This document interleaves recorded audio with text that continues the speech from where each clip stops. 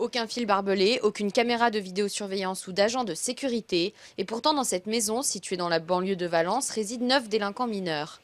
Cet établissement s'appelle un CEF, Centre éducatif fermé. C'est une alternative à l'incarcération. L'objectif de ce lieu est de travailler sur la personnalité des mineurs et leur éducation pour prévenir la récidive. On va leur apprendre un certain nombre de limites, de cadres, le respect de la loi, le respect des gens. Voilà, le respect, c'est un mot très fort au CEF. C'est ce qui permet de leur apprendre à s'inscrire dans une dynamique citoyenne et de trouver leur place dans la collectivité aussi.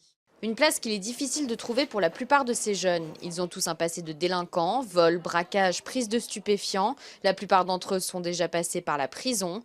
Le centre leur propose un suivi personnalisé avec des cours, des ateliers techniques, du sport et un suivi psychologique. Cet accompagnement individuel redonne de l'espoir à certains d'entre eux.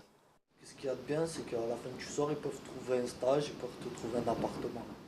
D'autres ne croient pas à une possible réinsertion et ne veulent pas changer de mode de vie. Moi, je suis né dans ça. Moi, je suis fait pour ça, je leur ai dit, tous les jours.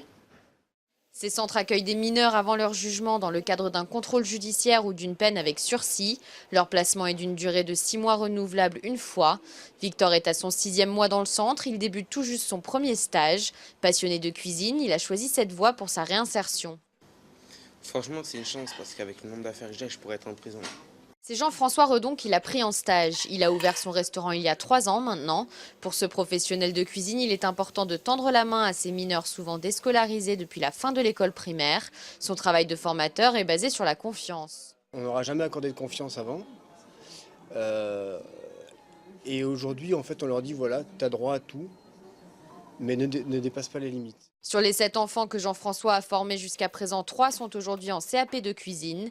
6600 mineurs sont passés par l'un des 44 centres éducatifs fermés en France. Le gouvernement veut en créer 20 nouveaux d'ici 2015.